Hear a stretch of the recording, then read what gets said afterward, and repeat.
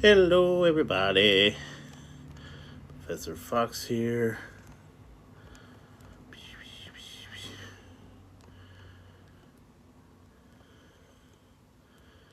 Gearing up. Hello.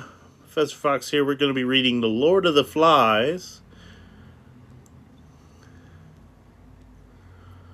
The Lord of the Flies.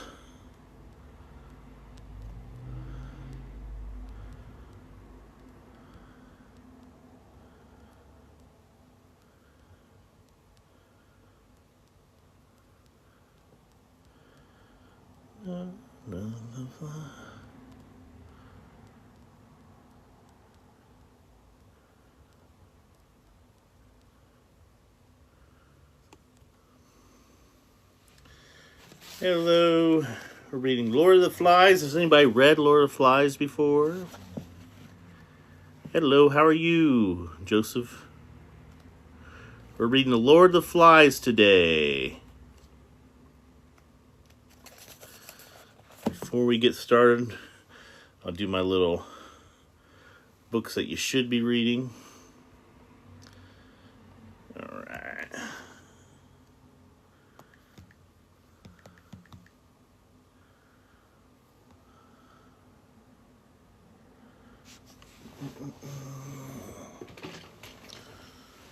So we read this on our last lives. This was our Friends Fridays back in February. Angels of Solitude, you should check it out. Echoes was by Mr. Chris. We read this last Fridays. It was a great book. It was a great spiritual book. It's in the drama of psychological drama and fantasy. It's about your older self trying to help your younger self get through trauma. So check that out. It's $19.99. This is Mr. Chris's book. And then, this coming Friday, we're going to read How I Magically Messed Up My Life in 4 Freaking Days by Megan O. Russell. So Megan O. Russell is my friend Friday's author. Every Friday, Professor Fox will read an author that he found on TikTok, and this is the book I chose of hers. This is the book of Bryan Adams. He's a wizard in New York. He makes a 6-story flower in Central Park. He does battles under the underground in New York, the subway, and then skyscrapers. It'll be a unique twist on the wizard genre. He gets his abilities through a magical cell phone. So pretty cool to check out. Has anyone else checked out Megan O. Russell's books?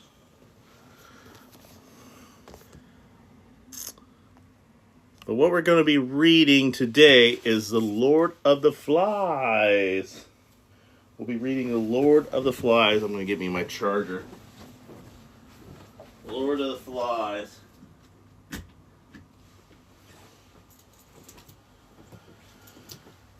Lord of the Flies. Get my charger.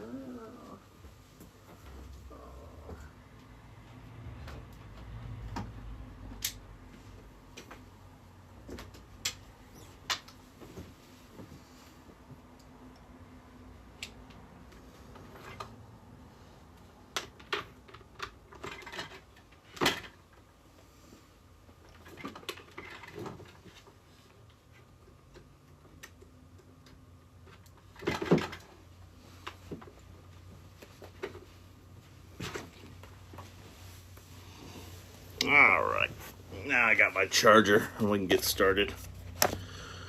Da, da, da, da, da, da, da, da. It's in there. It's in there. Yeah.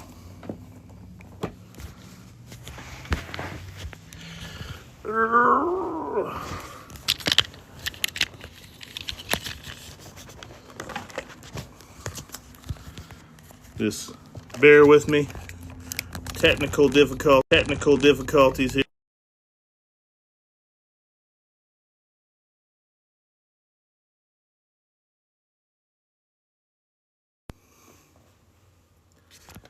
Alright.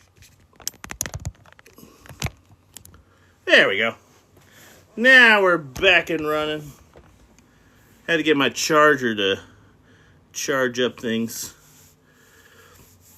But we're reading The Lord of the Flies. Anybody else read The Lord of the Flies? It's a pretty interesting book. But that's what we do here. We read classics. So we read classics on this channel. And we're reading The Lord of the Flies today. So sit back and relax. We're reading Chapter 4, The Lord of the Flies. The Painted Faces and Long Hair. Here we go. The first rhythm that they became used to was the slow swinging from the dawn to quick dusk. They accepted the pleasures of morning, the bright sun, the whelming sea and sweet air. At times when play was good and life so full of hope there was not necessarily and therefore forgotten toward noon as the floods of light fell more nearly to the particular, the stark colors of the morning were smooth and pearl, and the heat, as though the embodying sun height gave it a momentum, became a blow that they ducked, running in the shade and lying there, perhaps even sleeping.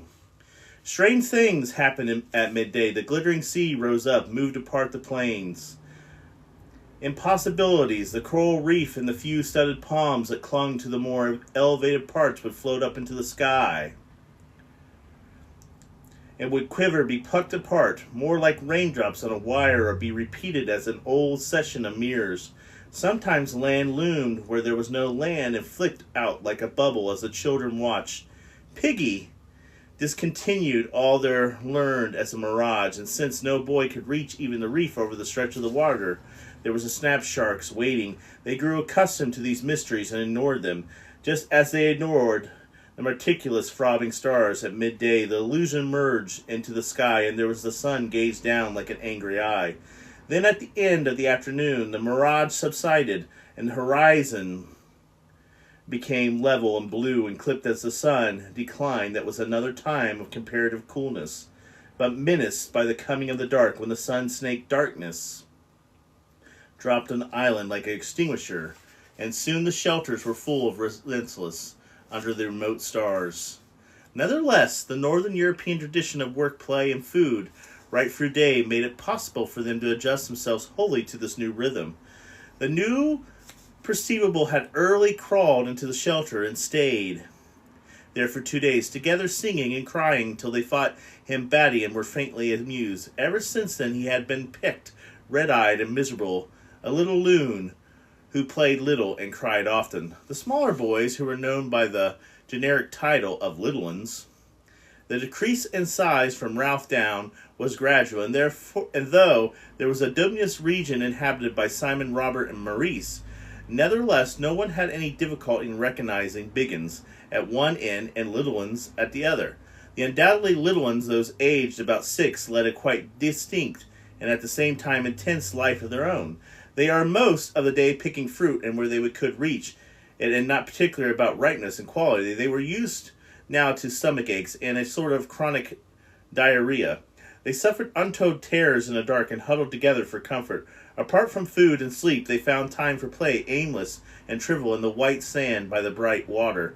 They cried for their mothers much less often than they might have been expected. They were very brown and filthy and dirty. They obeyed the summons of the conch, partially because Ralph blew it, and it was big enough to be linked with the adult world of authority, and partly because they enjoyed the entertainment of the assemblies.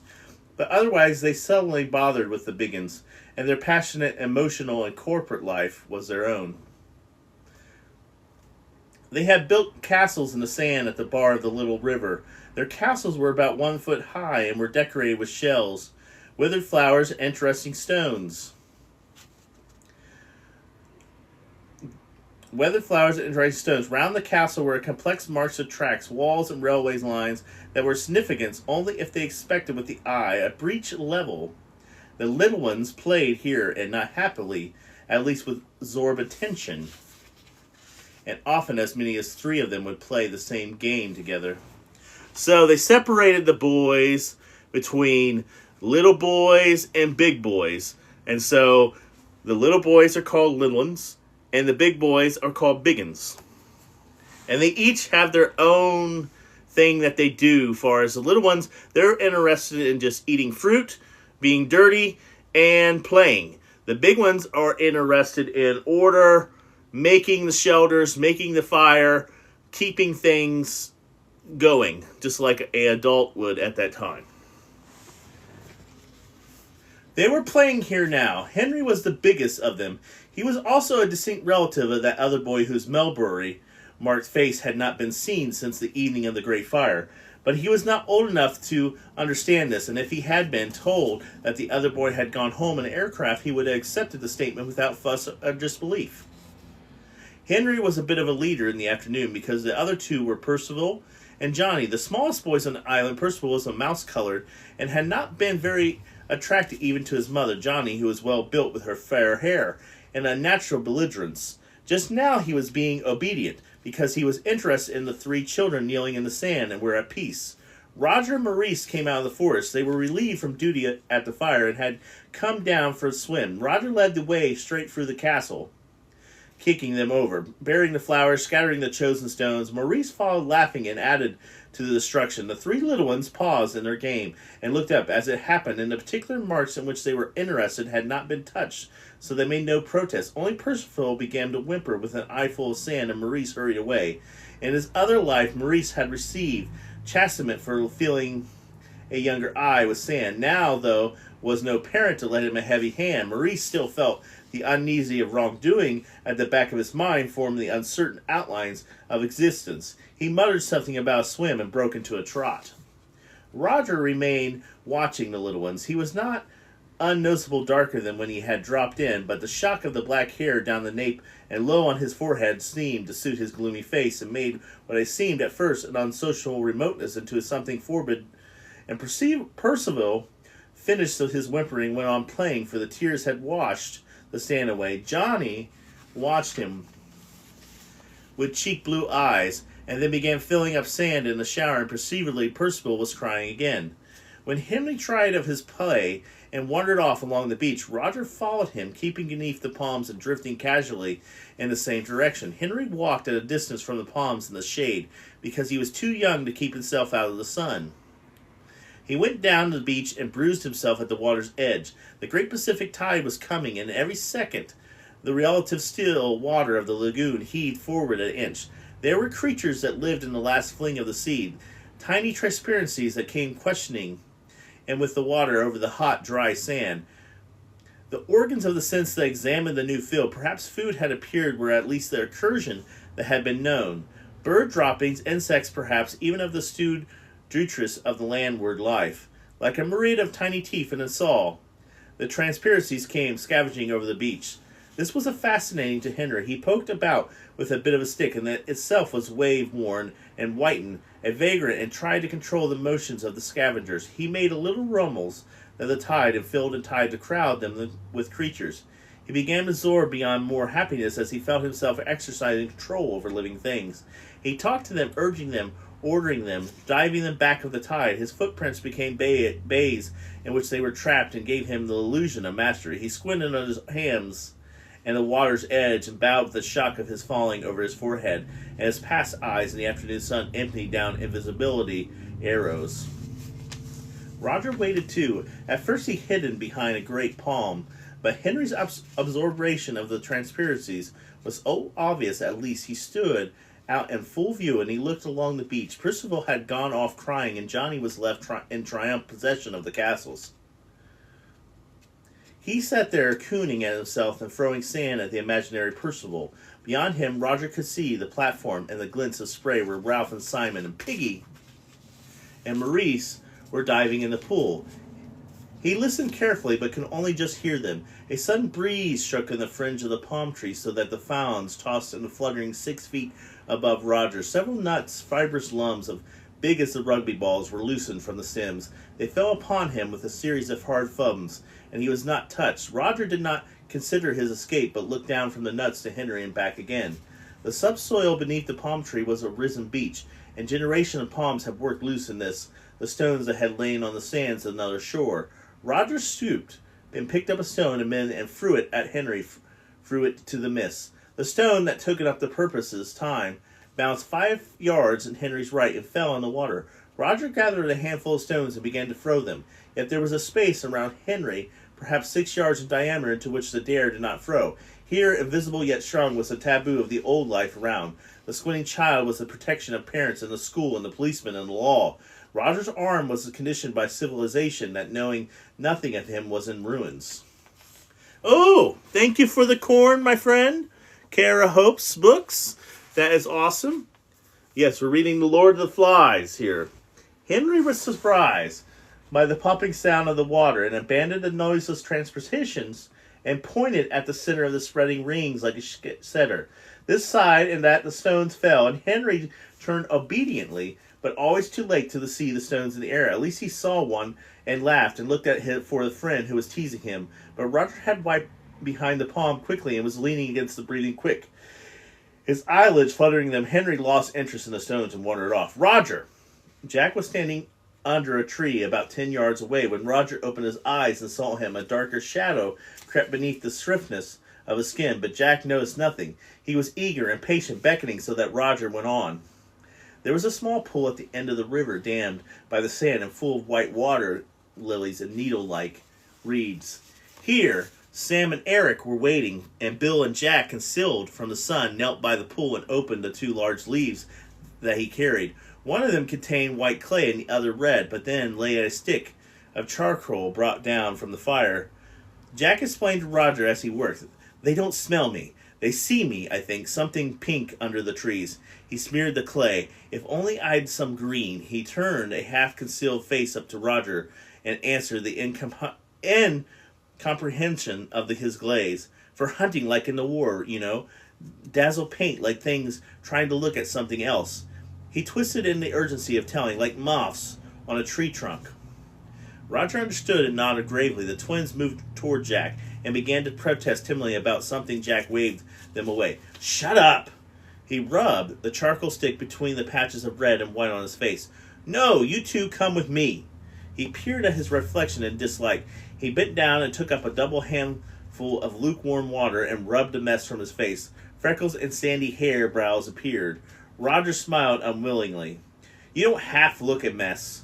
Jack plain in his new face. He made one cheek and one eye socket white, and then he rubbed red over the other half of his face and slashed a black bar of charcoal across from his right eye to his left jaw. He looked at the pool for his reflection, but his breathing troubled the mirror.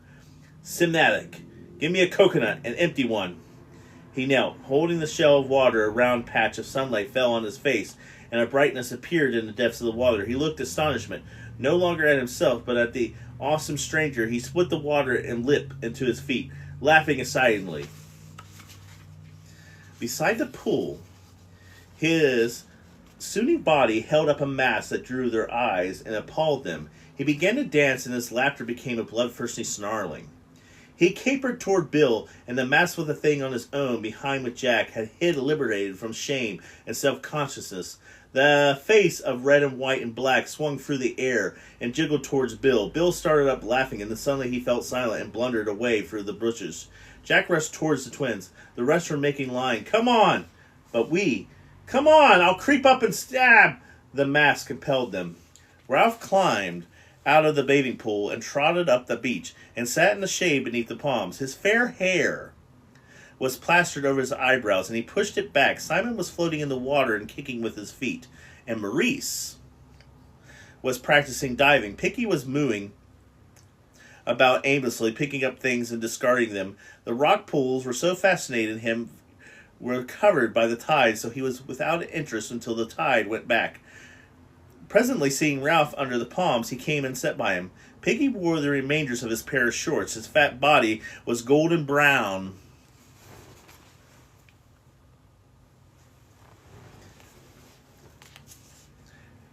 His fat body was golden brown.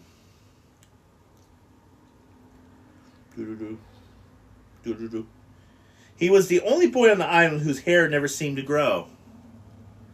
The rest were shocking, but Piggy's hair still lay in whips over his head, as though baldness were the natural state that his imperfect covering would soon go, like the velvet on young stag's antlers. "I've been thinking," he said, "about the clock. We could make a sundial. We could put a stick in the sand, and then—" The effort of expression the mathematical process involved was too great. He made a few passes instead. "An airplane and a TV set," said Ralph shortly, "and a steam engine." Piggy shook his head. "You have to have a lot of metal things for that," he said. "And we haven't got no metal, but we got a stick." Ralph turned and smiled involuntarily. Piggy was a bore. His fat, his asthma, and his matter-of-fact ideals were dull, but there was always a little pleasure to be got out of the pulling his leg, even if one did by accident. Piggy saw the smile and misinterpreted it as a friendliness.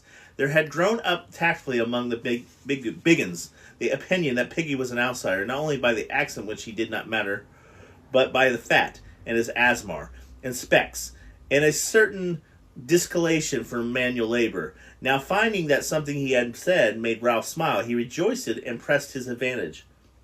"We got a lot of sticks. We could have a sundial each, then we should know what was time." "A fat lot of good that would do." "You said you wanted things done so as we could rescue." "Oh, shut up!"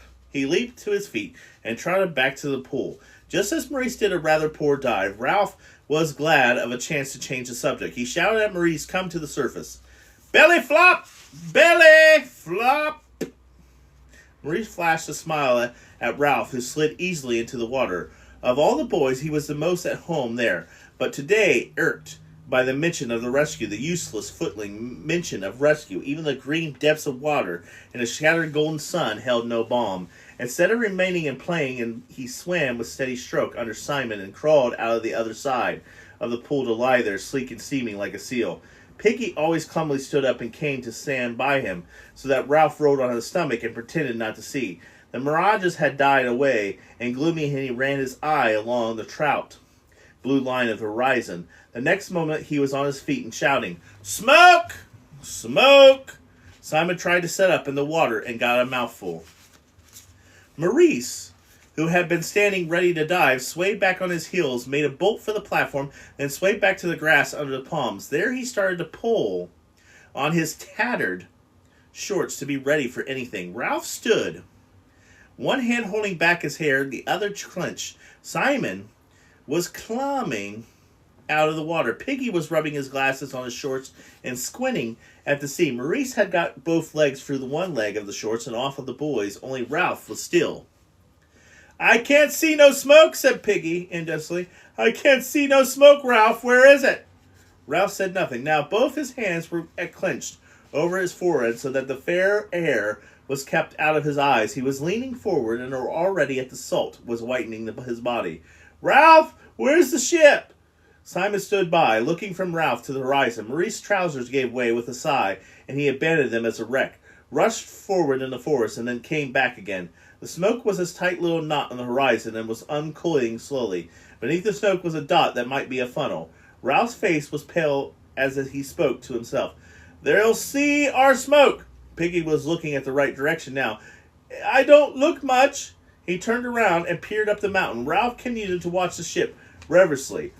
Color was coming back into his face. Simon stood by him silently. "I know, I can't see him very much," said Piggy, "but have we got any smoke?" Ralph moved impatiently, still watching the ship. "The smoke on the mountain!" Maurice came running and stared out to the sea. Both Simon and Piggy were looking up at the mountain. Piggy screwed up his face, but Simon carried out as though he had hurt himself. "Ralph! Ralph!" The quality of his speech twisted Ralph on the sand. "You tell me," said Piggy aimlessly, "is there a signal?" Ralph looked back at the despairing smoke in the horizon, then up at the mountain. "Ralph, please, is there a signal?" Simon put out his hands timidly to touch Ralph, but Ralph started to run, splashing through the water end of the bathing pool across the hot white sand and under the palms. A moment later he was battling with the complex undergrowth that was already engulfing the scar. Simon ran after him, and Maurice. Piggy shouted, "Ralph, please, Ralph!" Then he too started to run, stumbling over Maurice's discarded shorts before he was crossed to the terrace.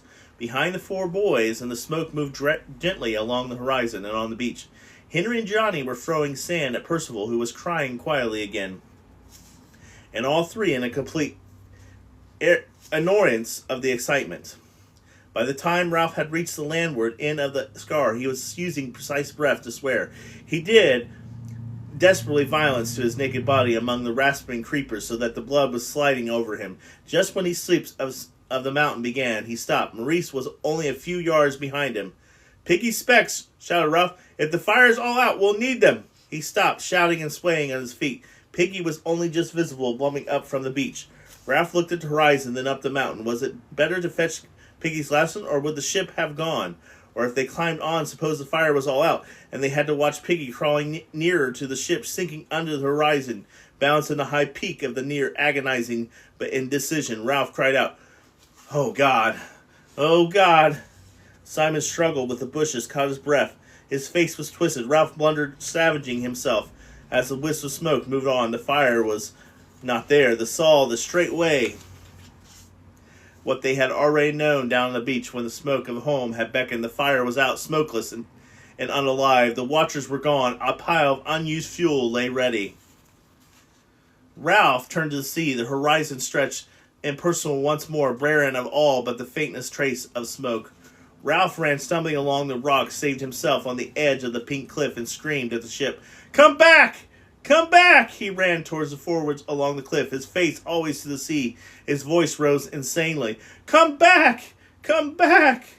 Simon and Maurice arrived. Ralph looked at them with unwinking eyes. Simon turned away, smearing the water from his cheek. Ralph reached inside himself for the worst word he knew.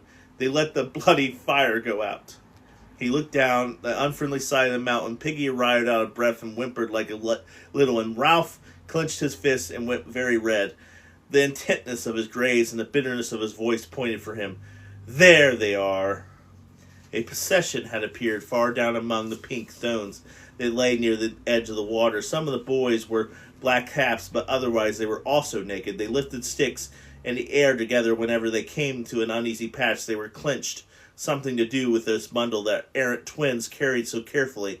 Ralph picked out Jack easily, even at the distance, tall redhead, inevitably leading the procession. Simon looked now from Ralph to Jack, as he had looked from Ralph to the horizon, and what he saw seemed to make him afraid.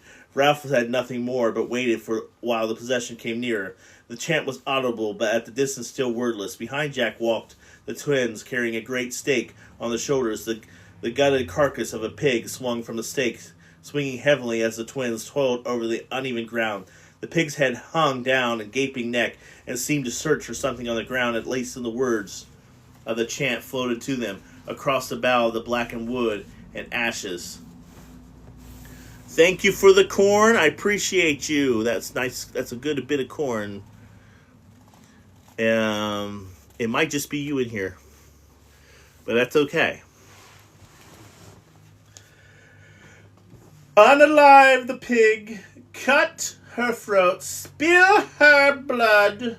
Yet as the words became audible, the procession reached the steepest part of the mountain, and at a minute two the chant had unalived away. Piggy shriveled, and Simon shushed him quickly as though he had spoken too loudly in the church.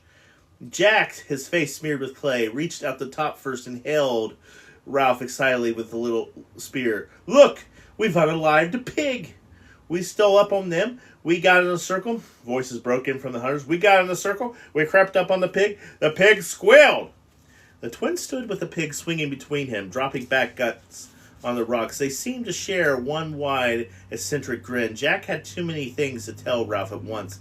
Instead, he danced in step at two, then remembered his dignity and stood still, grinning. He noticed blood on his hands and grimaced distastefully, looked for something on which to clean them, then wiped them on his shorts and laughed. Ralph spoke. "You let the fire go out." Jack checked, vaguely irritated by his irrelevance, but too happy to let it worry him. "We can light the fire again." "You should have been with us, Ralph. We had a smashing time. The twins got knocked over. We hit the pig. It fell to the top. I cut the pig's throat," said Jack proudly, and yet twitched as he said, "Can I borrow yours, Ralph, to make a nick in the hilt?" The boys chattered and danced. The twins continued to grin. There was a slashing of blood, said Jack, laughing and shuddering. You should have seen it. We'll go hunting every day. Ralph spoke again hoarsely. We had not moved. You let the fire out. This repetition made Jack uneasy. He looked at the twins and then back to Ralph. We had to have them in the hunt, he said, or there wouldn't have been enough for a ring. He flushed confession of fault. The fire's only been out an hour or two. We can light up again. He noticed Ralph's scarred nakedness and the sombre silence of all four of them. He sought charitably in his happiness to include them in the thing that happened. His mind was crowded with memories.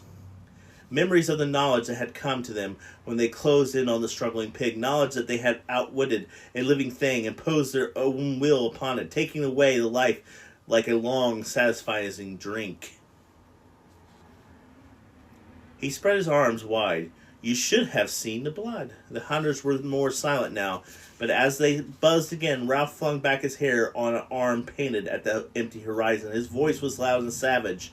And he struck them into silence. There was a ship.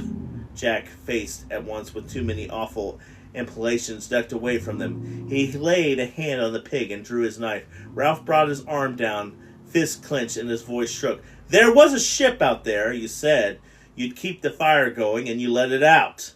He took a step towards Jack, who turned his face to him. They might have seen us. We might have gone home. This was too bitter for Piggy, who fought his timidity in the agony of his loss. He began to cut or shrilly.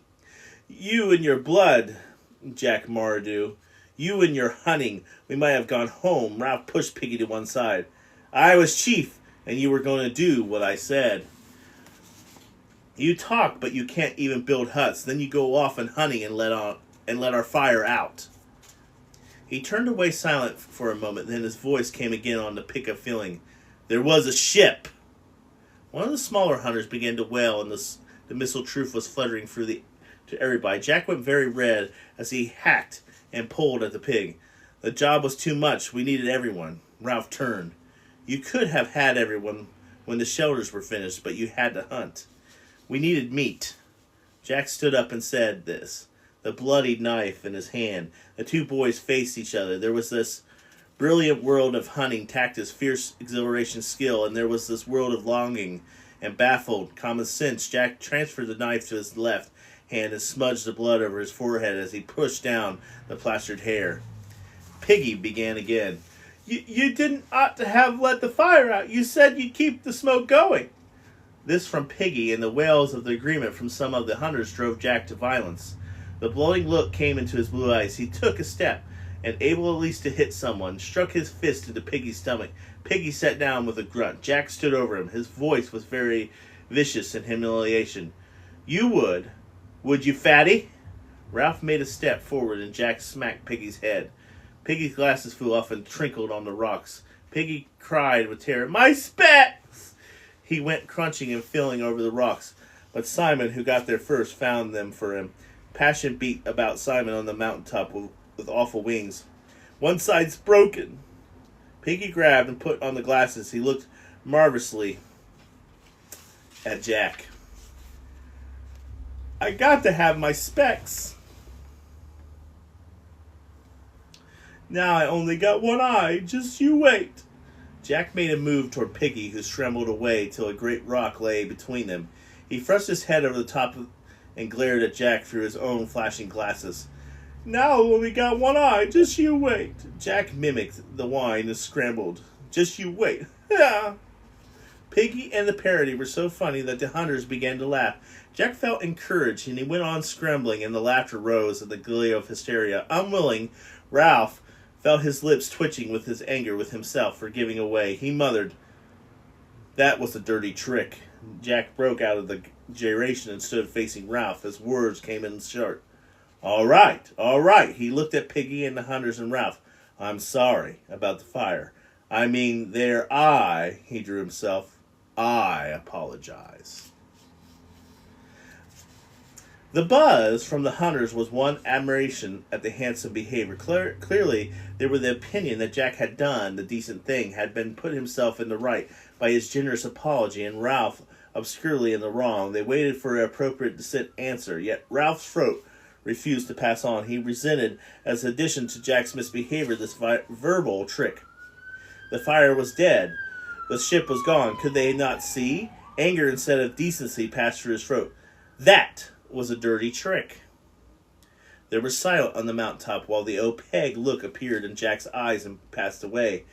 Ralph's final word was an ingracious mutter. All right, light the fire. With some positive action before them, a little of the tension went away. Ralph said no more, did nothing, stood looking down at the ashes around his feet. Jack was loud and active. He gave orders, sang, whistled, threw remarks.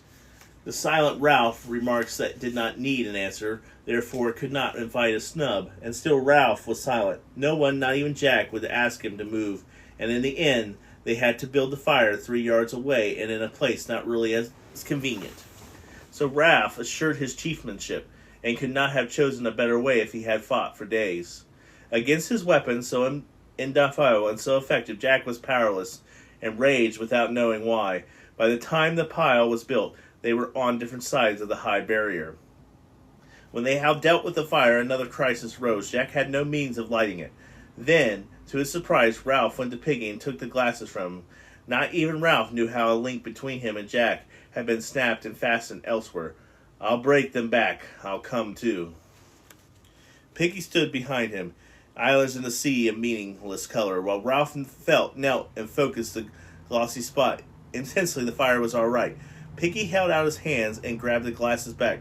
Before these frantic, attractive flowers of violet and red and yellow, unkindness melted away. They became a circle of boys around a campfire. Even Piggy and Ralph were half drawn in.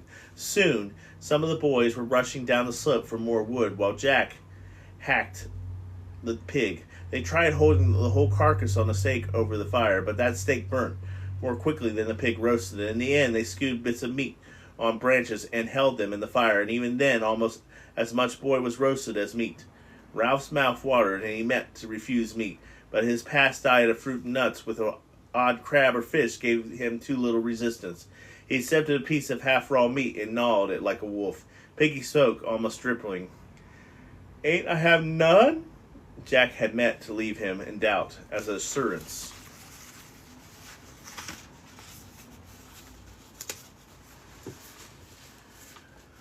Of power, but Piggy, by advertising a mission, made more cruelly necessary. You didn't hunt. No more than Ralph did, said Piggy. Well, nor Simon, he amplified. There isn't more than a half of meat in a crab. Ralph stirred uneasily. Simon, sitting between the twins and Piggy, wiped his mouth and shoved a piece of meat over the rocks to Piggy, who grabbed it. The twins giggled, and Simon lowered his face in shame. Then Jack leaped to his feet, slashed off a great hunk of meat, and flung it down at Simon's feet. Eat, will you? He gnarled at Simon. Take it. He span on his heel, centered and bewildered circle of the boys. I got your meat. Nonetheless, an inexpensive frustration combined to meet his rage element and awe expression. I painted my face. I stole up. Now you eat, all of you, and I. Slowly the silence on the mountaintop deepened till the click of the fire and the soft hiss of roasted meat could be heard clearly. Jack looked around for understanding, but found only respect. Ralph stood among the ashes of the single fire, his hands full of meat, saying nothing. Then at last Maurice broke the silence. He changed the subject, the only one that could bring the majority of them together. Where did you find the pig? Roger pointed down the unfriendly side. They were there by the sea. Jack recovered, could not bear to have his story told. He broke out quickly. We spread around and crept on his hands and knees. The spear fell out because they hadn't barbs on it. The pig ran away and made an awful noise. It turned back and ran into the circle, bleeding. All the boys were taking it at once, revealed and excited. We closed in. The flourished blow had paralyzed its hindquarters, so then the circle could close in and beat and beat. I cut the pig's throat. The twins, still staring in their identical grin, jumped up and ran around each other. Then the rest joined in, making pig dying noises and shouting, one on his nub, give him a 4-penny one. Then Maurice pretended to be the pig and ran squealing into the center, and the hunter, circling still, pretended to beat him. As they danced, they sang, "On alive the pig, caught her throat, bash her in." Ralph watched, then envious and vengeful, until the flag and the chant went away. Did he speak? "I'm calling the assembly." One by one they halted and stood watching him with a conch. "I'm calling a meeting, even if we have to go on to dark. Down the platform when I blow it now." He turned away and walked off down the mountain. All right. We are on Chapter 5, The Beast from Water. I'm going to take a break here. We're reading Lord of the Flies.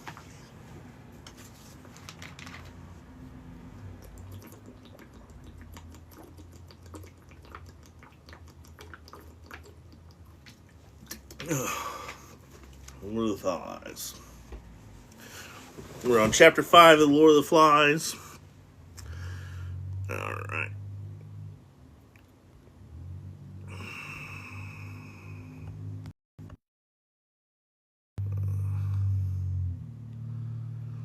Let's do this.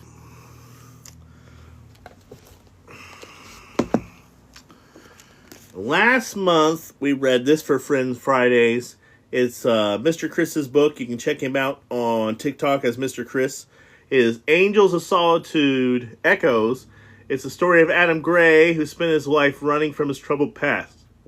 After a car accident, he is forced to confront his teenage self, a broken boy trapped in a cycle of abuse. With the help of his guardian angel, he must help navigate his younger self through the traumas he escaped from. Does Adam have what it takes to become the person he needed as a child?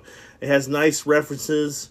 We're talking about video game references. We're talking about AOL. He has to do the messages through AOL. It was a really nice read. It's a blend of psychological drama and fantasy.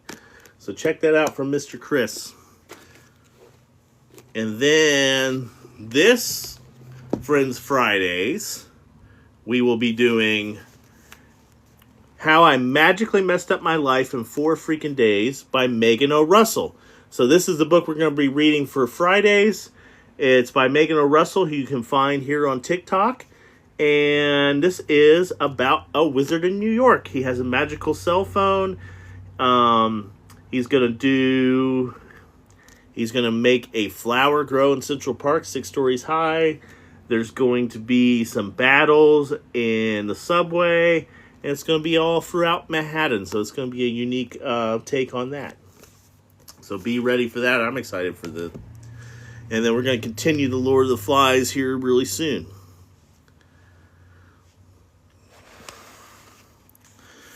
So let's see. I will read. This is. You just joined us, Professor Fox here. We read the classics. We're reading The Lord of the Flies.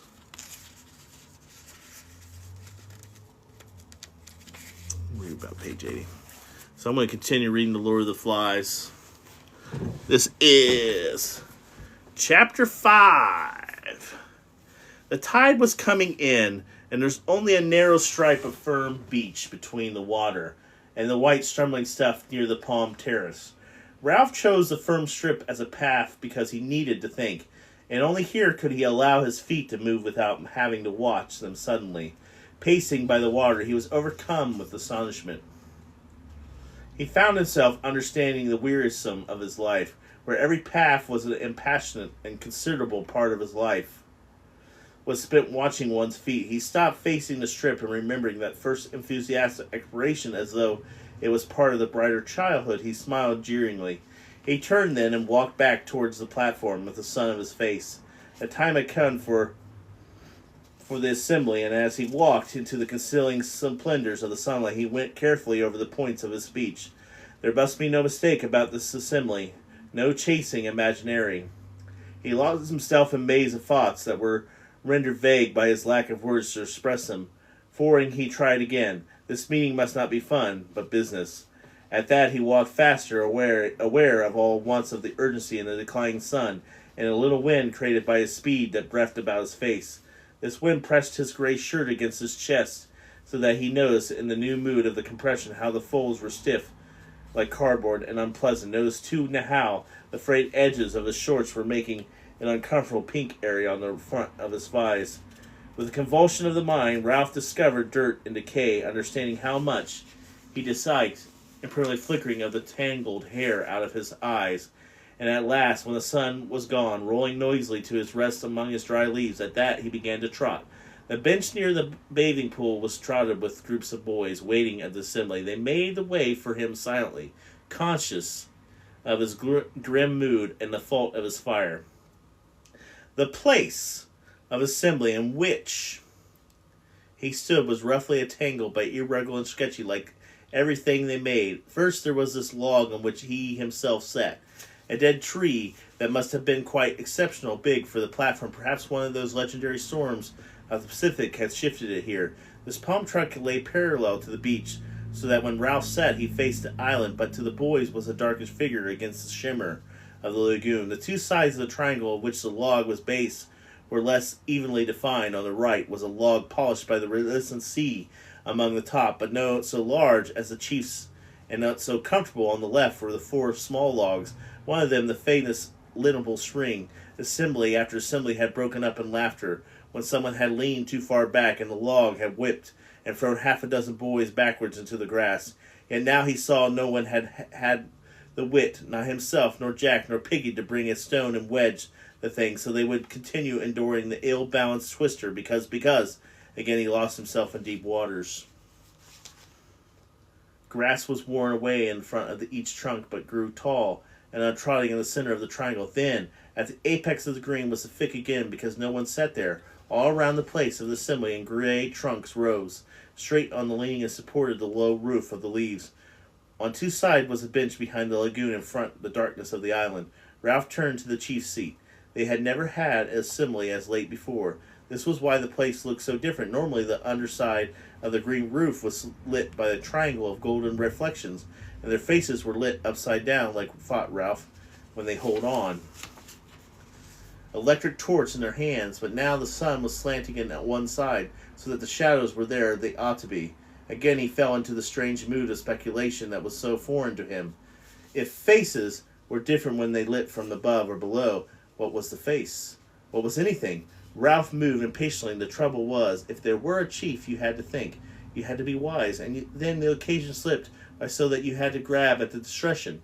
This made you think, because they fought of this vulnerable thing. They got results. Only, decided Ralph as he faced the chief's seat. I can't think, not like Piggy. Once more that evening, Ralph had to adjust his values. Piggy could think. He could go step by step instead. The fat head of his... Only Piggy was no chief, but Piggy, for all his lustrous body, had brains. Ralph was a specialist, and thought now he could recognize throughout another. The sun in his eyes reminded him how time was passing, so he took the conch down from the tree and examined the surface. Exposure to the air had bleached the yellow and pink to near white and transparent. Ralph felt a kind of affectionate reverence for the conch, even though it had fished the thing out of the lagoon himself. He faced the place of the assembly and put the conch to his lips. The others were waiting for this, and then came straight away. Those who were aware that a ship had passed on the island while the fire was out was subdued by the thought of Ralph's anger, while those, including the little ones, who did not know, were they impressed by the general air of solemnity. The place of assembly filled Jack quickly.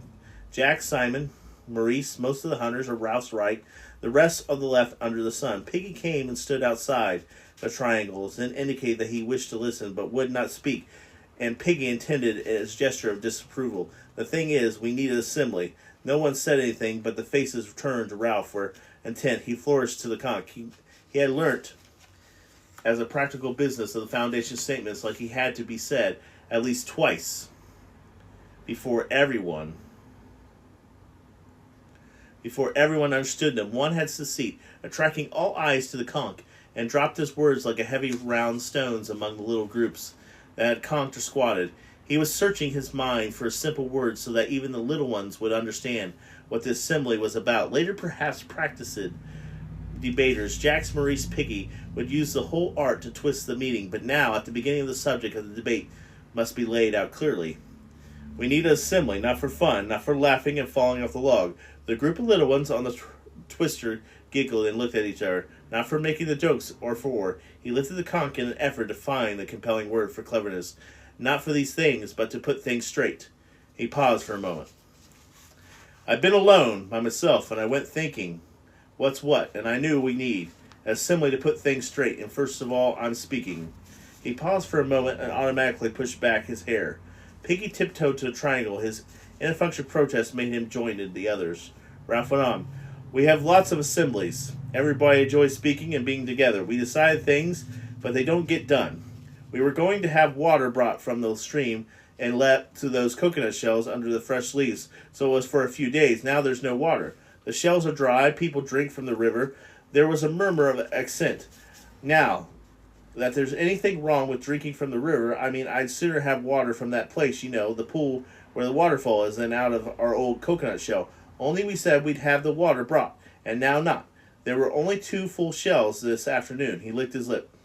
Then there's huts, shelters. The murmur swelled again and unalived away. You mostly sleep in shelters. Tonight is set for up by the fire. You'll all sleep there. Who built the shelters? Clamor rose at once. Everyone had built the shelters. Ralph had to wave the conch once more. Wait a minute. I mean, who built all 3? We all built the first one, 4 of us the second one, and me and Simon built the last one over there. That's why it's so tawdry. No, don't laugh. The shelter might fall down if the rain comes back. We'll need those shelters then. He paused and cleared his throat. There's another thing. We chose these rocks right along beyond the bathing pool as a lavatory. That was suitable too. The tide cleans the place up. The little ones knows about this. There were stingers here, and then there's swift glances. Now people seem to use it anywhere. Even near the shelter and the platform. You little ones, when you were getting fruit, if you're taken short. The assembly roared. I said, if you're taken short, you keep away from the fruit. That's dirty. Laughter rose again. I said, that's dirty. He plucked his stiff gray shirt. That's really dirty. If you taken short, you go right along the beach to the rocks. See? Piggy held out his head for the conch, but Ralph shook his head. His speech was planned point by point. We've all got to use the rocks again. This place is getting too dirty. He paused. The assembly sensed the crisis was sensibly expected. And then, about the fire, Ralph let out his spear breath with a little gasp that was echoed by the audience. Jack started to chip a piece of wood with his knife and whispered something to Robert, who looked away. The fire is the most important thing on the island. How can we ever be rescued except by luck? If we don't keep a fire going, it's fire too much for us to make. He flung out his arm. Look at us. How many are we? And yet we can't keep a fire going to make smoke? Don't you understand? Can't you see we ought to be unalive before we let out the fire? There was a self-conscious giggling among the hunters. Ralph turned on them passionately. You hunters, you can laugh, but I tell you the smoke is more important than the pig. However, often you, unalive one, do you all of you see? He spread his arm wide and turned the whole triangle. We've got to make smoke up there, or we'd be unalive. He paused, filling for his next point. And another thing, someone called out, too many things. There came a murmur of agreement. Ralph overrode them. And another thing, we nearly set the whole island on fire, and we waste time rolling rocks and making little cooking fires. Now I say this is make a rule, because I'm chief. We won't have fire anywhere but on the mountain, ever. There was a roll immediately. Boys stood up and shouted, and Ralph shouted back, because if you want to fire to cook fish or crab, you can jolly well up the mountain. That way they'll be certain. Hands were reached out for the conch in the light of the sunning light. He held on and nipped on the trunk. All this I meant to say. Now I've said it. You voted me for chief. Now you do what I say. They quietly, slowly, and at least were seated again. Ralph dropped down and spoke in his ordinary voice. So remember, the rocks for a lavatory. Keep the fire going and smoke showing the signal. Don't take fire from the mountain. Take your food up there. Jack stood up, scrawling in gloom, and he held out his hands. I haven't finished yet, but you talk. And talked. I've got the conch, Jack sat down, grumbling. Then the last thing. This is what people can talk about. We waited till the platform was very still. Things are breaking up. I don't understand why. We began well, and we were happy, and then... He moved the conch gently, looking beyond them at the nothing, remembering the beastie, the snake, the fire, the talk of fear. Then people started getting frightened. A murmur, almost a moan, arose, passed away. Jack had stopped whittling. Ralph went on abruptly. But that's the little one's talk. We get started. So the last part of the bit we can talk about is a kind of deciding on the fear. The hair was creeping into the eyes again. We gotta talk about this fear and decide there's nothing in it. I'm frightening myself sometimes, only that's nonsense, like boogies. Then when we decided we can start again, and we be careful about things like the fire. A picture of 3 boys walking along the bright beach flitted through his mind. And be happy, ceremoniously. Ralph laid the conch on the trunk beside him as a sign that the speech was over. What sign like reached them was a level. Jack stood up and took the conch. So this is a meeting to find out what's what. I'll tell you what's what. You little ones start all this with the fear talk. Beasties we're from. Of course we're frightened sometimes, but we put them up will be frightening. Only Ralph says you scream in the night. What does that mean but nightmares? Anyway, you don't hunt or build or help. You're a lot of crying babies and sissies, that's what. And as for fear, you'll have to put up with that like the rest of us. Ralph looked at Jack open-mouthed, but Jack took no notice. The thing is fear, can't hurt. You and more than a dream. There aren't any beasts to be afraid of here, on this island. He looked along the row, whispering little ones. Serve you right. If something did get you, you're useless, a lot of crybabies. But there is this no normal Ralph, interrupted with testy. What is all this? Who said anything about an animal? You did the other day. You said that they dream and cry out. Now they talk, not only little ones, but my hunters sometimes talk a thing. A dark thing, a beast, some sort of animal I've heard. You thought not, don't you? Now listen, you don't get big animals on small islands, only pigs. You only get lions and tigers in big countries like Africa and India, and a zoo. I've got a conch, and I'm not talking about the fear. I'm talking about the beast. Be frightened if you like, but as for the beast, Jack paused, cradling the conch, and turned to his hunters with the dirty black caps. I'm a hunter, or am I not? They nodded simply, and he was a hunter, all right. No one doubted that. Well, then, I've been all over this island by myself. If there was a beast, I've seen it. Be frightened because you are like that, but there's no beast in the forest. Jack handed back the conch and sat down. The whole assembly applauded him with relief. Then Piggy held out his hand. I don't agree with all Jack said, but with the sum. Of course there isn't a beast in the forest. How could there be? What would be a beast eat? Pig? We eat pig. Piggy! I got the conch, said Piggy indignantly. Ralph, they ought to shut up out today. You shut up. You little ones, what I mean is that I don't agree about what here fear. Of course there isn't nothing to be afraid of in the forest. Why, I've been there myself. You be talking about ghosts and such things next. You know what goes on? If there's something wrong, there's someone to put it right. He took off his glasses and blinked at them. The sun had gone, as if the light had been turned off. He proceeded to explain. If you get a pain in your stomach, whether it's little one or big, yours is a big one. When you're done laughing, perhaps we can get on with the meeting. And if them little ones climb back on the twister again, they'll only fall off in a second, so they might as well sit on the ground and listen. No, you have a doctor for everything, even the inside of your mind. You don't really mean that we got to be frightened all the time or nothing.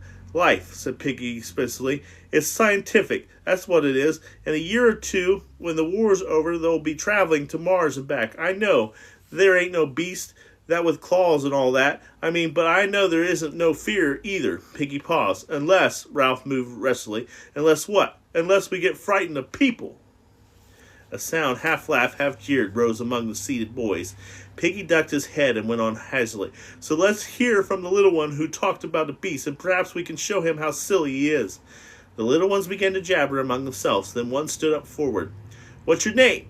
Phil. For a little one he was self-confident, holding out his hands cradled in the conch, as Ralph did, looking round them to collect their attention before he spoke. Last night I had a dream, a horrid dream, fighting with the things. I was outside the shelter by myself, fighting with things, those twisty things in the trees. He paused. The other little ones laughed in horrified sympathy. Then I was frightened, and I woke up and I was outside. And I was outside the shelter by myself in the dark, and the twister thing, all gone away. The vivid horror of this was possible and so nakedly terrifying held them all silent. The child's voice was piping on from behind the white conch, and I was frightened and startled to call out for Ralph. And then I saw something moving among the trees, something big and horrid, and I paused, half frightened by the recollection, yet proud of the sensation I created. That was a nightmare, said Ralph. He was walking in his sleep. The assembly murmured in subdued agreement. The little one shook his head stubbornly. I was asleep when the twisty things were fighting, and then they went on. away when I was awake, and I saw something big and horrid move in the tree. Ralph held out his hands, and the conch and the little one sat down. You were asleep. There wasn't any more there. How could anyone be wandering about in the forest at night who was anyone? Did anyone go out? There was a long pause, with the assembly grinned at the thought of anyone going out in the darkness. Then Simon stood up, and Ralph looked at him in astonishment. You, what are you mocking about the dark for? Simon grabbed the conch convulsively. I wanted to go to a place I know. What place? Just a place I know, a place in the jungle. He hesitated. Jack settled the question for them with a contempt in his voice that could sound so funny and so final. He was taken ashort with a feeling of humiliation on Simon's behalf. Ralph took back the conch, looking at Simon sternly in the face as he did. Well, don't. Do it again, understand? Not at night. There's enough silly talk about the beasts without the little ones seeing you gliding about like that. The diverse laughter that rose had fear in it and condemnation. Simon opened his mouth to speak, but Ralph had the conch, so he backed to his seat. When the assembly was silent, Ralph turned to Piggy. Well, Piggy, there was another one, huh? The little one paused, Percival forward, and left by himself. He stood knee-deep in the central grass, looking at his hidden feet, trying to pretend he was at the tent.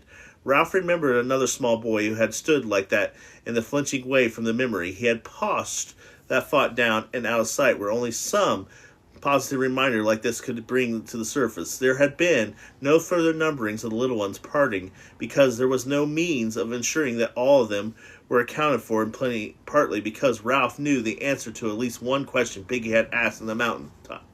There were little boys, fair, dark, freckled, and all dirty, but their faces were all dreadful free of major blemishes. No one had seen the mulberry-colored birthmark again, but the time Piggy had coaxed and bullied, tenderly admitting that he remembered the unmentionable. Ralph nodded to Piggy. Go on, ask him. Piggy knelt, holding the conch. Now then, what's your name? The small boy twisted away towards his tent. Piggy turned hastily to Ralph, who spoke sharply. What's your name? Tormented by the silence and the refusal of the assembly, broke into chant. What's your name? What's your name? Quiet! Ralph peered at the child in quiet. Now tell us. What's your name? Percival Wimsey Madison. Anthony Hunt's telephone, as if the information was rooted down in the spring of sorrow and the well-foot whip. His voice, his face puckered, the tears leaped from his eyes. His mouth opened till they could see a square black hole. At first he was silent effigy of sorrow, but then eliminations rose out of him, loud and sustained as the conch. Shut up, you! Shut up! Percival Wimsey Madison would not shut up. A spring had been tapped far beyond the reach of authority or even physical intimidation. The crying went on beneath after brief and seemed to sustain him upright as if he were nailed to it. Shut up! Shut up! For now the little ones were no longer silent. They were reminded of the personal sorrows and perhaps felt themselves to share the sorrow that was universal. They began to cry in sympathy. Two of them almost as loud as Percival. Maurice saved him. He cried out loud, Look at me! He pretended to fall over. He rubbed and set on the twister so that he fell in the grass and clowned badly, but Percival and the others noticed and sniffled and laughed. Presently they were all laughing so absurdly that they joined in. Jack was the first to make himself heard, and he had not got the conch and thus spoke against the rules, but nobody minded. And what about the beasts? Something strange was happening to Percival.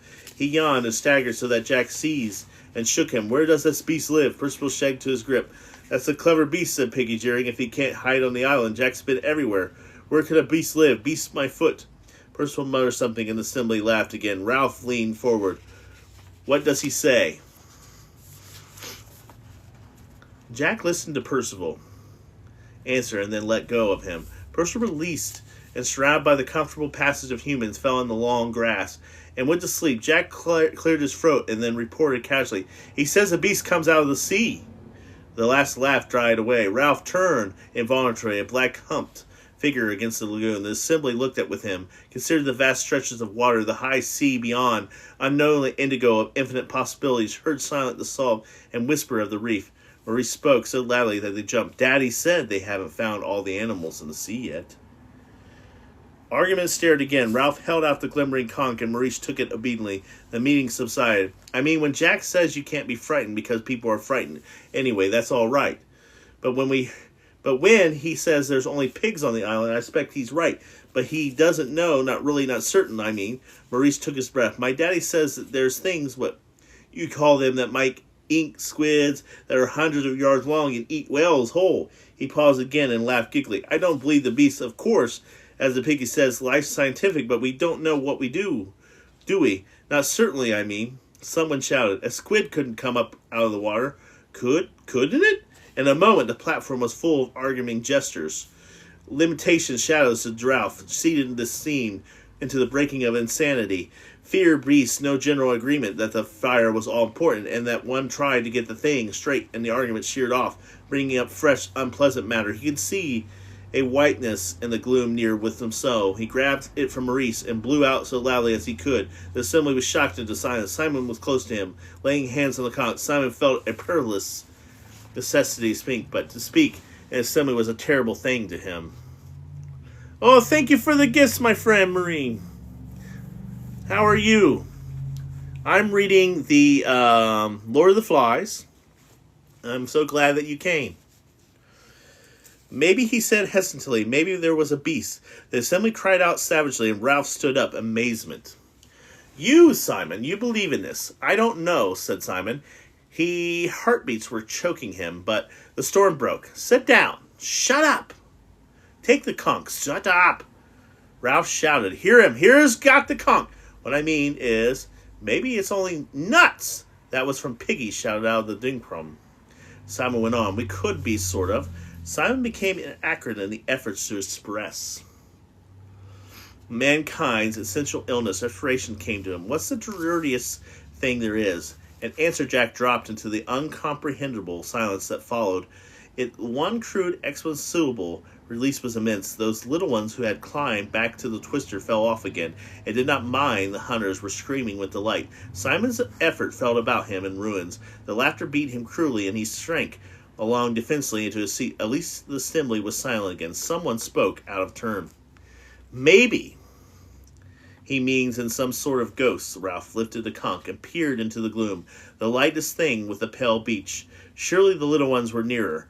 Yes, there was no doubt about it. They were huddled into a tight knot of bodies in the cinder grass. A flurry of wind made the palms talk, and the noise seemed very loud.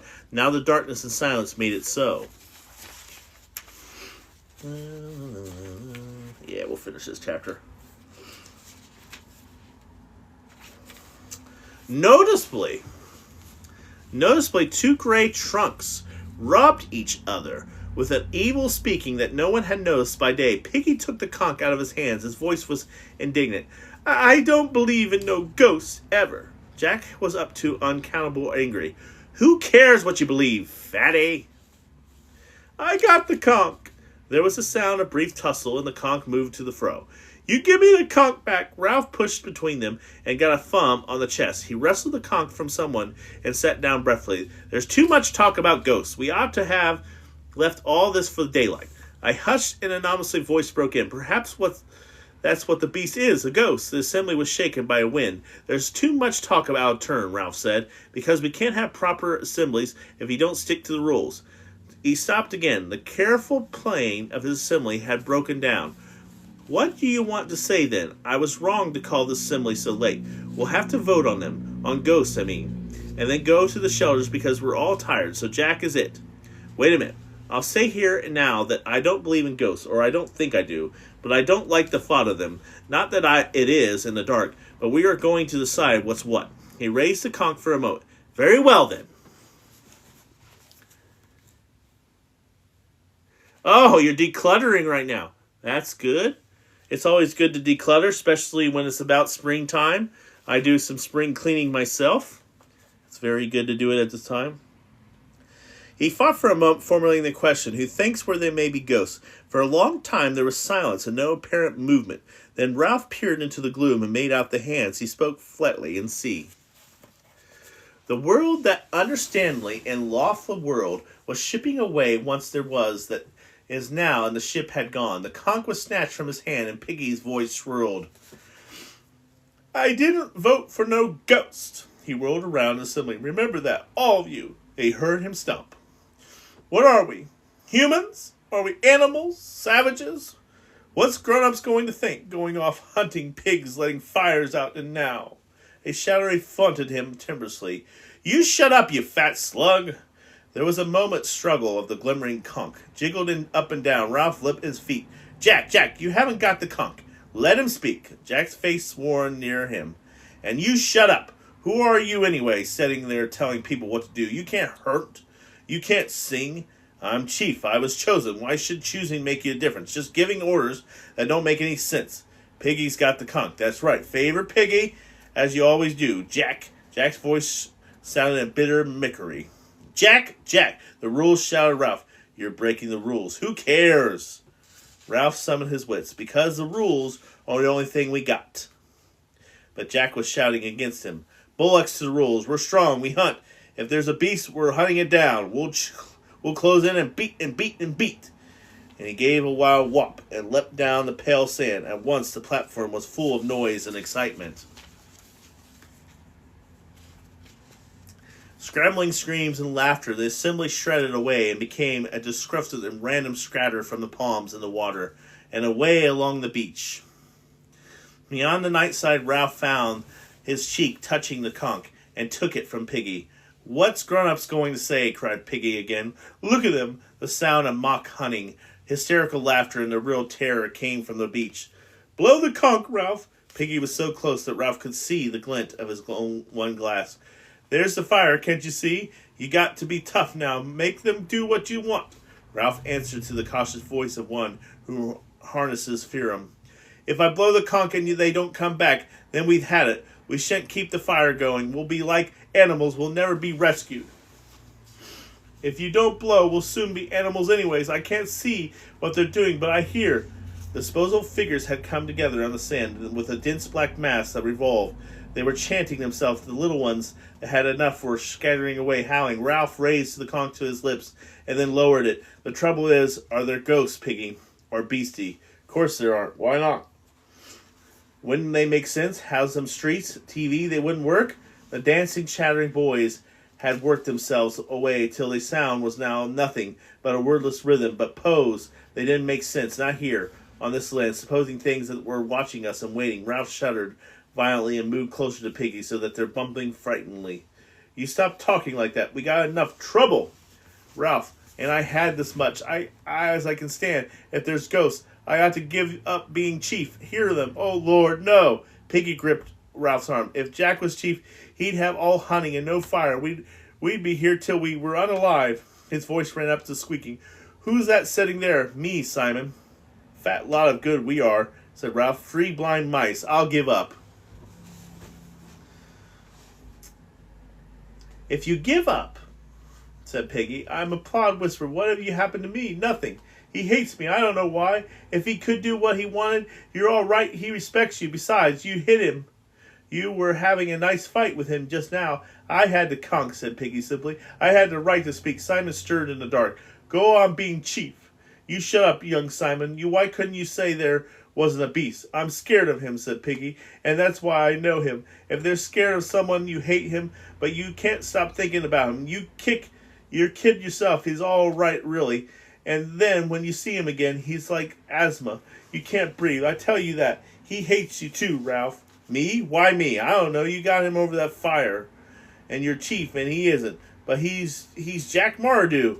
I've been in bed so much I don't done some thinking. I know about me and him. He can't hurt you, but if to stand out here the way he hurt the next thing, and that's me.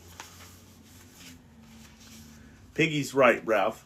There's you and Jack. Go on, breed, chief. We're all drifting things gotten rotten at home. There were always grown-ups. Please, sir. Please, miss. Then you go answering how I wish. I wish my auntie was here. I wish my father. Oh, that's no use. Keep the fire going. The dance was over and the hunters were going back to the shelters. Grown-ups know things, said Piggy.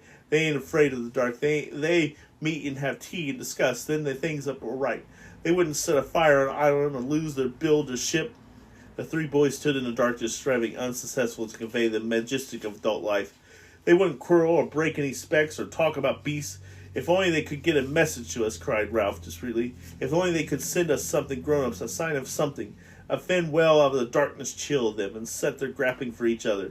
Then the well rose remote and unearthly and turned, and the intricate gribbling. Percival Madison, laying in the long grass, relaying through circumstances in which the incantation of Adris was powerless to help him. Alright, we're on chapter 6. The Beast from Air. So we had the Beast from Water, and now we have the Beast from Air. We'll be on chapter 6, my friends. Thank you for stopping by, everybody. I'm finishing. We'll finish up the Lord of the Flies in the next few days. We are on chapter 6. A lot is happening. They let the fire go out. They missed the opportunity to get on the ship. Jack and Ralph are coming to a head. They're going to probably battle it out here soon. There's talk about a beast that may be unaliving some of the youngings. And some want to be hunters, some want to be helping with the shelters. So we will see how this all entails. But this is Professor Fox, and we're reading this classic book, The Lord of the Flies, all month long. And we'll do some, it's a great book of human psychology. It's really neat, by William Golding. And then I'm going to give you some other books that we've read here. So last month we did Angel of Solitude Echoes by Mr. Chris. This was Adam Gray spent his life running from his troubled past. After a car accident, he was forced to confront his teenage self. A broken boy trapped in a cycle of abuse. And with the help of his guardian angel, he must navigate his younger self through the traumas and escape from. Does Adam have what it takes to become the person he is needed as a child? We'll see. This is what this book was about. We read this in February. This is Mr. Chris's book. Has a lot of good references in it about AOL, some old video games. It was a really nice nostalgia. It's a blend of psychological drama and fantasy. It's about second chances. So check this one out. I really recommend it. And then what we're going to be doing reading for Fridays, we'll be reading this book. How I Magically Messed Up My Life in 4 Freaking Days by Megan O. Russell, another friend of mine on TikTok. We got to read her book, and this one is the story of Bryan Adams. Don't worry, I never wanted either, but if you're ever being chased by ladies made of mist and have to save a girl with the sparkling eyes, you never had the guts to say actual words to this app for that. So he found this magical cell phone, he opened the app, and that's how he became a wizard in New York. So this is really nice. It'll be really exciting to see the New York and see what kind of nice spells this guy does. So I'm looking forward to this book. It'll be a nice touch, and it happens in New York.